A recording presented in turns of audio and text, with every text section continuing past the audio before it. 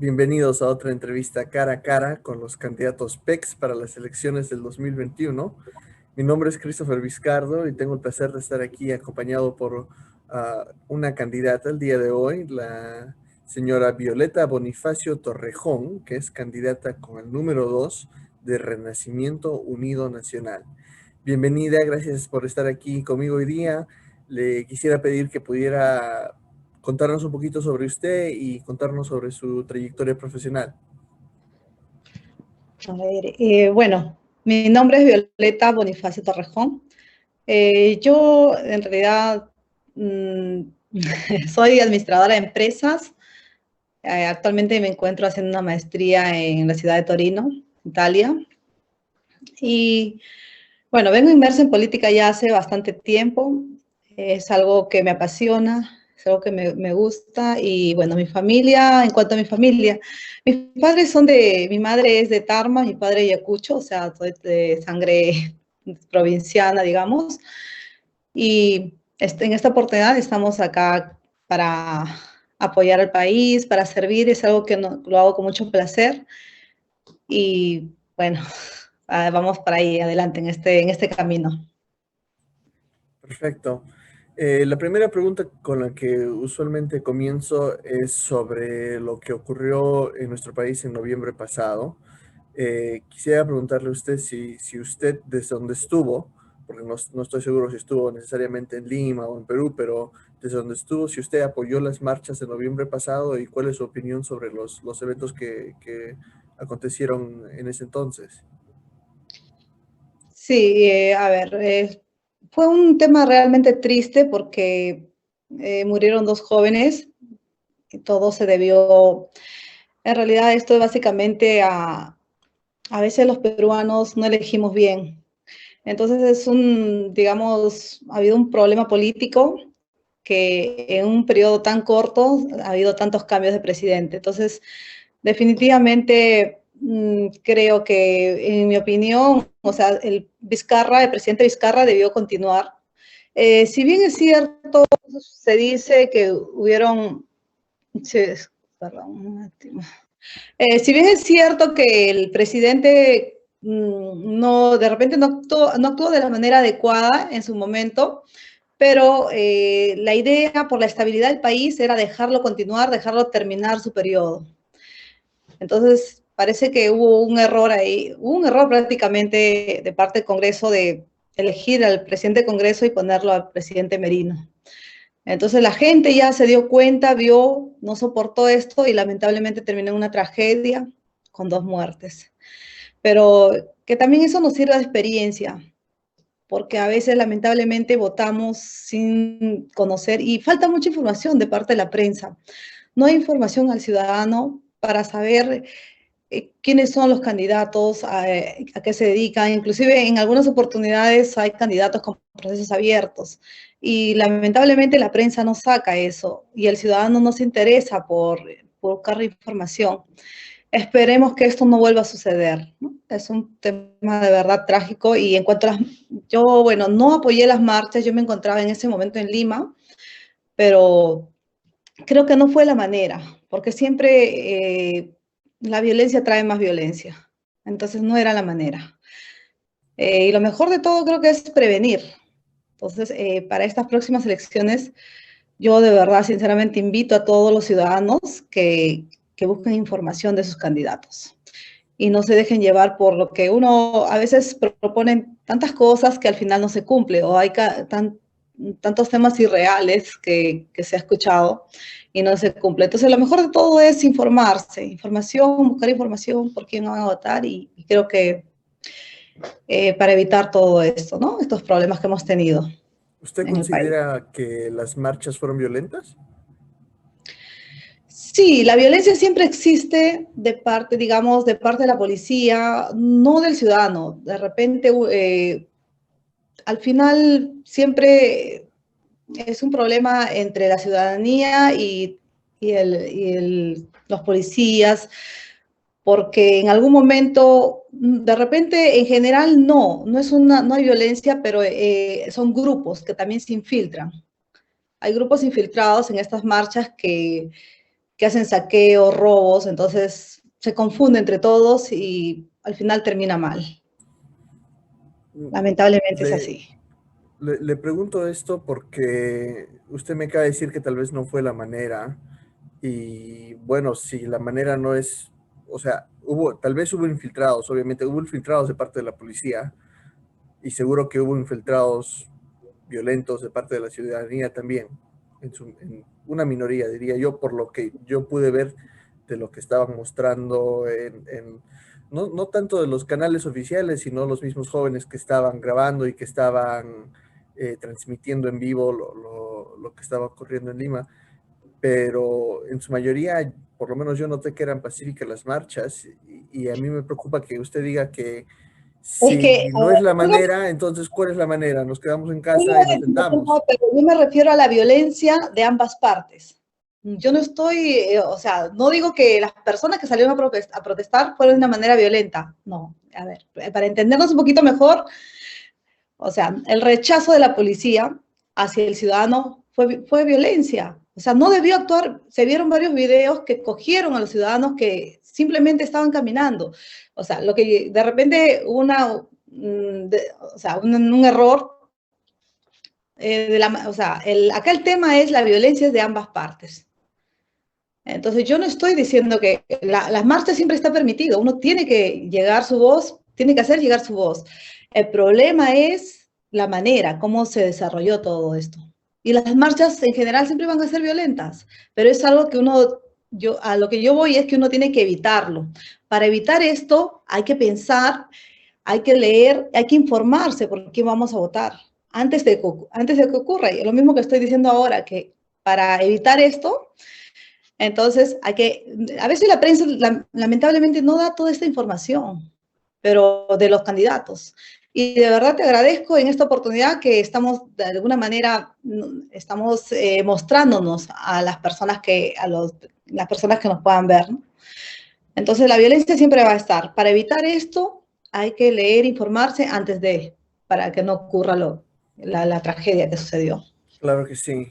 Hablando de esto, de poder informarnos un poco, nos gustaría poder escuchar cuáles son sus propuestas. Si usted llega al Congreso, cuáles son sus propuestas principales que pueden beneficiar a la comunidad de peruanos en el extranjero. A ver, tenemos un tema de las apostillas electrónicas. Estas apostillas son legalizaciones. Podría contar un poquito mi caso, algo breve, digamos, o el caso de todas las personas que vivimos fuera, todos los migrantes. Las personas que vivimos fuera del país, la documentación que portamos al país que nos acoge, necesita tener una validación, una legalización. Entonces, ¿qué ocurre? Si nosotros nos encontramos, para poner un ejemplo, yo el día de hoy me encuentro en la ciudad de Torino. Yo necesito traer mi partida de nacimiento para hacer X documentos. Lo primero que me piden es legalizarlo, traducirlo y nuevamente, bueno, presentarlo en la institución que me corresponde. ¿Qué sucede? En muchos casos, la persona no puede viajar al país de origen, digamos en este caso al Perú. Encarga un familiar, hace todo ese proceso, lo lleva a relaciones exteriores, lo apostilla o lo legaliza, luego la traducción nuevamente lo devuelve y finalmente busca una agencia para que lo pueda, o un amigo, un familiar para que lo pueda llevar al país que requiere este documento. Entonces, una de las propuestas es la legalización electrónica. Para hacerlo de una manera más ágil, más práctica, hacerlo electrónicamente. Digamos, yo necesito mi partida de nacimiento, lo busco a través de internet, lo envío y me lo devuelve. Evito todo este trámite, este proceso. Es una de las propuestas que tenemos, ¿no? Eso básicamente en favor de todos los peruanos que vivimos fuera, peruanos en el exterior.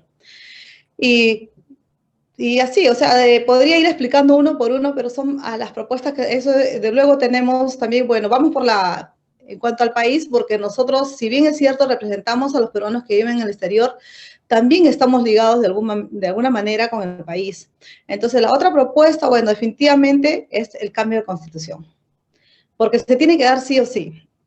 con esto venimos, ya cada presidente que ingresa ha prometido que va a hacer el cambio. Sin embargo, una vez que llegan al poder, se olvidan.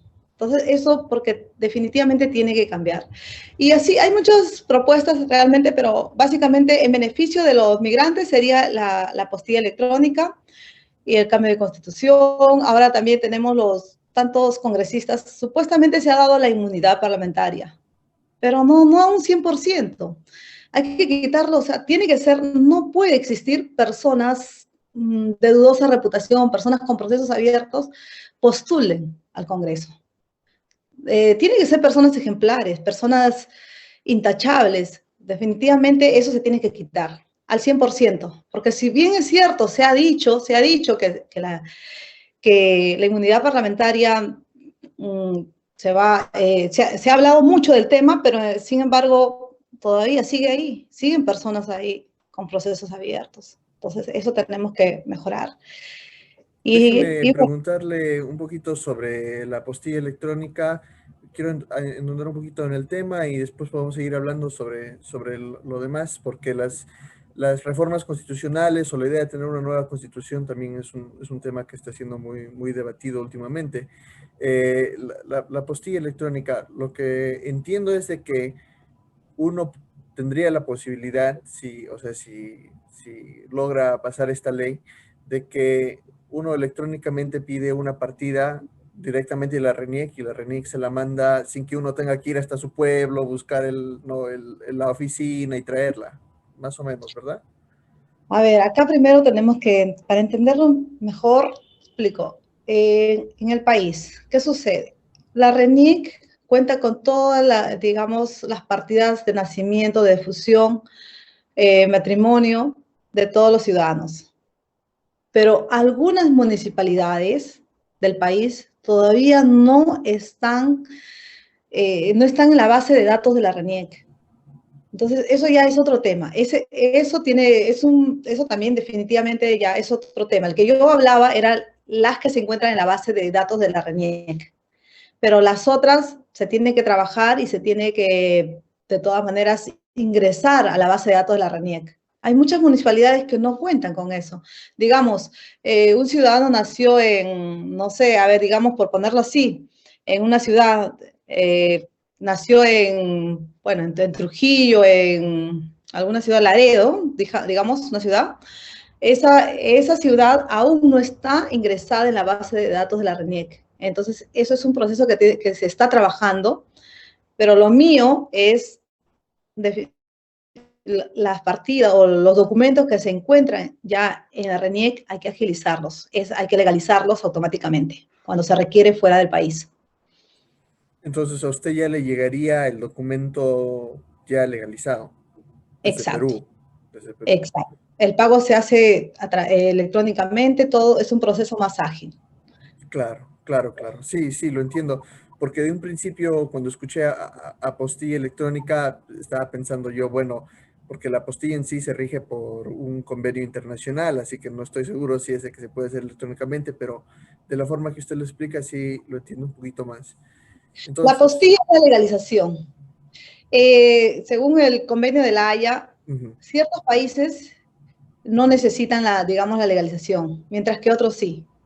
Entonces, claro, básicamente la legalización se da con los países con los que no se tiene convenio. Y por eso todo el trámite que expliqué, hay que ir al país de origen, hay que sacar, hay que traducirlo, hay que legalizarlo y luego volverlo. Entonces, para ese caso, definitivamente se tiene que utilizar la apostilla electrónica. claro.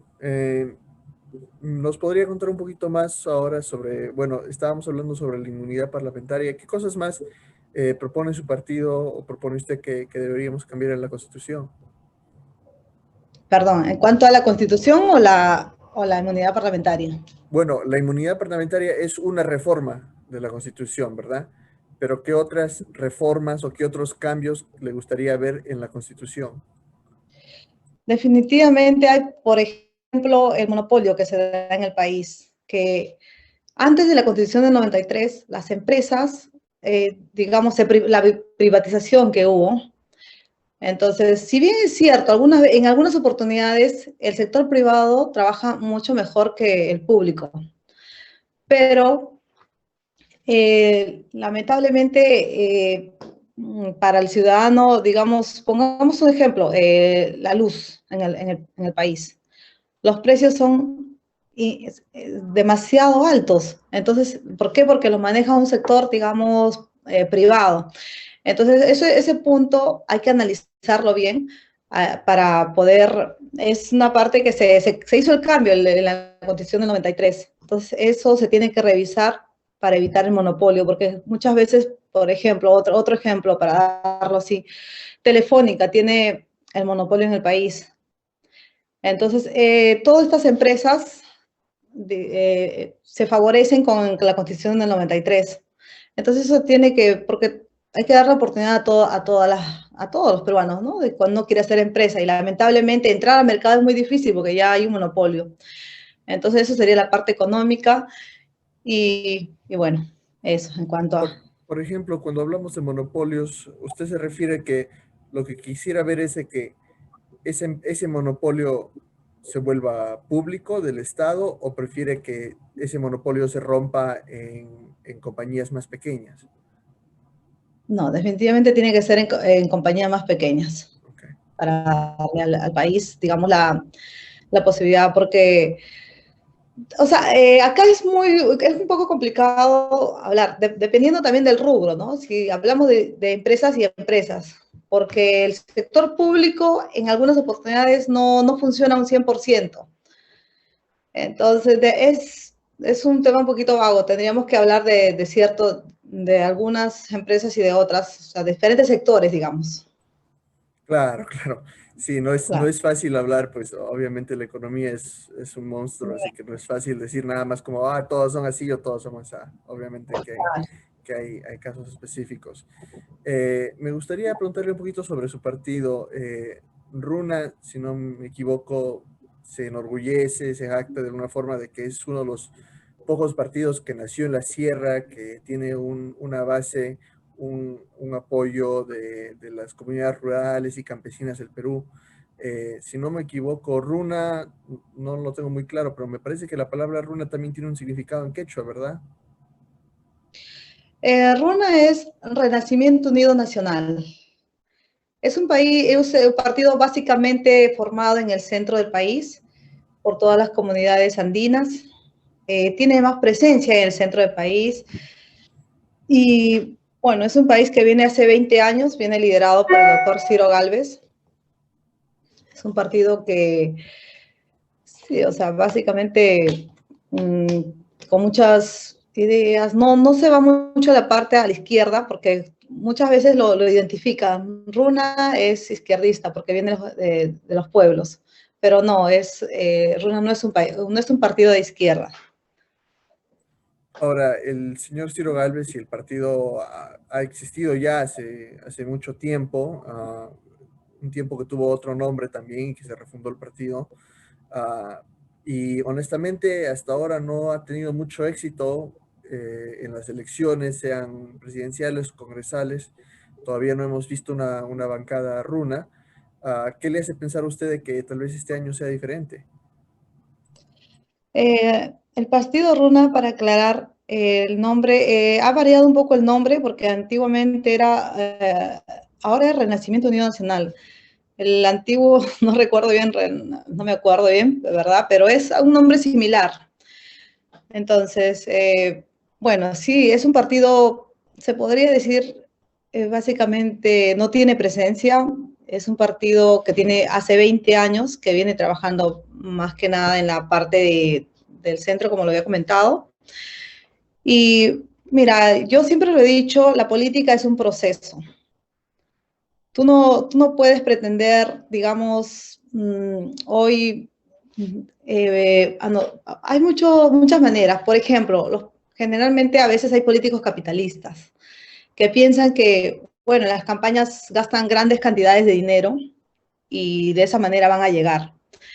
Entonces, el objetivo del partido es sensibilizar a las personas, darnos a conocer, que ellos vean. Como me han, yo me han, en una me han dicho no votaría. Entonces, como sinceramente, la manera como yo pienso es, ya, si no es el partido, es la persona también, porque es todo un equipo, entonces no hay que ver el pensamiento del grupo. Nosotros somos un partido, pero con cada uno definitivamente ideas diferentes, pero todos al final llegamos al mismo, a la misma posición. Entonces, el partido, esto es un proceso. Para mí, vamos a seguir trabajando. Bueno, es un partido básicamente nuevo, pero un partido con bastante, digamos, con las ideas claras y tenemos que seguir trabajando, que en algún momento se dará, ¿no? Entonces, definitivamente uno nunca termina de aprender, de avanzar, entonces vamos a seguir en esto, es un inicio y tenemos que en algún momento llegar a toda la población y es un proceso. El Perú está pasando por un momento bastante difícil, bastante complicado en lo que se trata, eh, bueno, de la pandemia, en verdad, ¿no? El gobierno ha declarado otra vez cuarentena, ya creo que esta va a ser la tercera o cuarta semana ya de que desde que Perú volvió a una cuarentena focalizada, ¿no? No nacional, pero de todas maneras hay muchas familias que pues están pasando situaciones difíciles porque hay muchos de nuestros compatriotas que viven del día a día, ¿no? De lo que ellos pueden ganar en un día, pues eso es lo que ellos tienen para poder sobrevivir. Para usted, ¿cuál sería la solución tal vez o qué propondría tal vez como una solución a esta crisis sanitaria y económica? Definitivamente nuestro país tiene un 70% de informalidad. Inclusive en tema de la ayuda del gobierno que ha llegado, no ha llegado a todos, no ha sido algo proporcional. Imaginemos que hay personas que no han estado registradas, personas que realmente necesitan y como viven tan alejados, tan alejados en la misma ciudad, digamos en Lima mismo, las personas que viven en los pueblos jóvenes, son las que más necesitan, pero sin embargo la ayuda no ha llegado. Esto se tiene que trabajar, ya se ha iniciado con, digamos, con la lista, con la base de datos de los hospitales. Ha habido un cruce de información entre los hospitales del estado de salud con los hospitales, salud con MINSA. Entonces están ordenando a las personas y me parece un buen inicio porque todos deberían, los ciudadanos deberían estar en la base de datos del país. Es algo que no ha ocurrido, increíble. Y inclusive por lo mismo, los bonos ha llegado a personas que realmente no lo necesitaban. Inclusive hay casos de alcaldes de algunas ciudades. Entonces, eso se tiene que manejar básicamente. La pandemia ha golpeado no solo al país, es un problema mundial. La crisis que ha llegado a los diferentes países, pero ha azotado definitivamente más al nuestro porque es un país informal y la gente, como lo comentas, vive del día a día. Entonces, inclusive no hay camas, ha habido tantas emergencias, no hay camas, y lo he vivido muy de cerca porque yo tengo un familiar que acaba de fallecer. ¿Por qué? Mira, imaginemos que he tratado de buscar una cama UCI y no se encuentra, es increíble.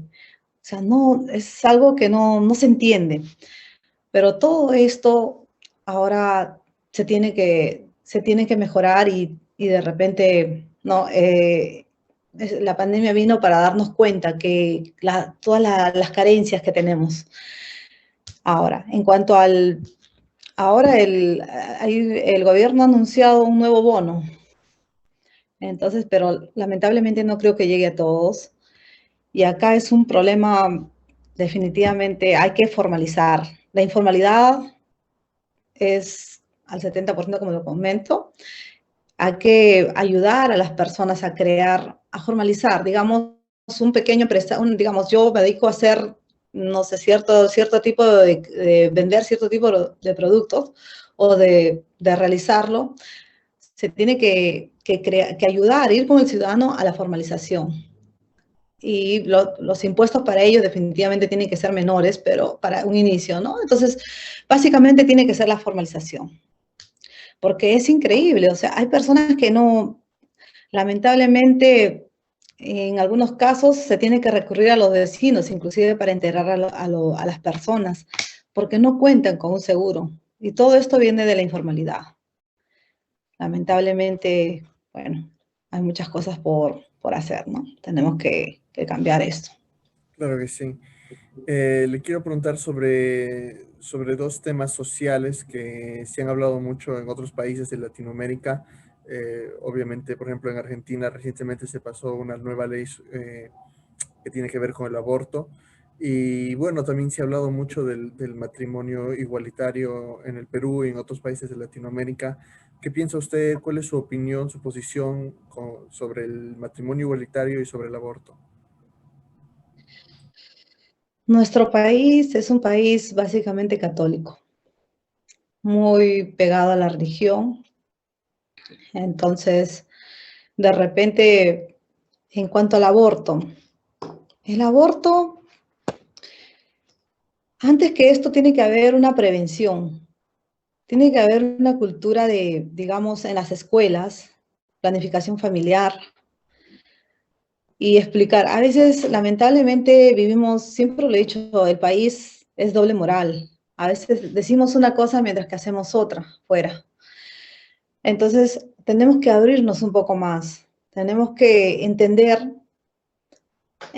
como por ejemplo, las diferentes organizaciones tienen que hacer charlas para prevenir para la juventud, para que no, antes de prevenir, antes de, ¿no? En vez de, antes de embarazarse, digamos, se necesita, digamos, se vería mucho mejor que, digamos, se ponga a disposición las pastillas, la prevención. Muchos se dirían, no, pero es fomentar, siempre se dice, es un tema tabú, sinceramente, es fomentar, digamos, el acto sexual, pero no lo es porque tienes que ir con prevención, es mucho mejor a que luego vengan los lamentos y eso. Entonces, definitivamente, el país no está preparado para un tema como el aborto. Pero sí se debería dar en casos de violaciones, digamos. Violaciones sí, porque lamentablemente esto fue algo, prácticamente fue una agresión, algo que no. Entonces, solo en esos casos, ¿no? Casos de violaciones comprobadas, se podría dar el aborto. Y en cuanto al tema de, digamos, la unión civil, ¿no? La unión civil de las personas del mismo sexo, no, definitivamente no, porque nuestro país es un país católico. Entonces, no se podría ir en contra de la moral, no, definitivamente no, no, la unión es algo que yo no estoy de acuerdo. O sea, si se presentara una ley en el Congreso que diría vamos a hacer legal la unión civil o el matrimonio igualitario, usted votaría no. No, definitivamente no. Ok. Eh, Mi última pregunta es sobre, bueno, usted ha participado en política antes, como lo ha comentado. Si no me equivoco, usted participó en las elecciones para ser regidora de distrital en ATE, ¿verdad? En el 2018, si no me equivoco. En esa época estaba usted con Avanza País y ahora está con Runa. ¿Podría explicarnos tal vez por qué decidió cambiar de partido? Sí, primero, bueno, en Avanza País fui invitada al partido para poder participar como regidora por mi distrito. Yo vivo en el distrito de Ate, en Lima. En esta oportunidad se me invitó y bueno, participamos en las elecciones. Y bueno, en el transcurso del camino eh, estuve, digamos, en conversaciones con algunos partidos porque me gusta escuchar, me gusta ver la manera como, me gusta siempre, hay discusión. Creo que hacer política no te puedes cerrar. Siempre el mundo avanza, las personas cambiamos, tenemos que ir al ritmo, ¿no? Al ritmo de, digamos, del cambio porque tenemos que estar así, al cambio, abiertos al cambio. Entonces, en esta oportunidad conocí bueno, al grupo, al partido Runa, y me pareció las ideas que ellos tienen muy interesantes. Y bueno, decidí cambiarme y soy militante del partido Runa. Perfecto. Bueno, esas son todas las preguntas que tengo para usted. Muchísimas gracias por su tiempo. Esta ha sido una entrevista con Violeta Bonifacio Torrejón, que va con el número 2 de Renacimiento Unido Nacional, RUNA. No sé si tiene usted alguna despedida, algunas palabras para terminar.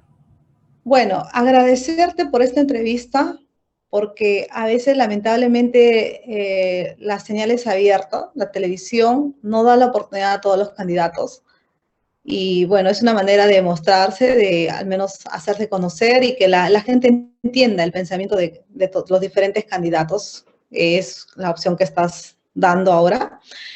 Y bueno, lo otro es solo invitar a todas las personas que nos ven, a todas las personas, a los seguidores de tu canal, a todas las personas que vean este video, que nos den la oportunidad de poder participar en el Congreso, porque básicamente somos, o sea, en mi caso, una persona sin antecedentes, una persona que vengo haciendo, bueno, inmersa en política hace algún tiempo, y lo mejor, con todas las ganas de trabajar por el país, buscando una mejor calidad de vida para todos los peruanos. En esta oportunidad estoy con el número 2 por el partido Runa y nada, espero contar con el voto de todas las personas, de todos los ciudadanos, de todos los peruanos que viven en el extranjero. Claro que sí. Muchísimas gracias. Nos vemos. Gracias también. Muchas gracias.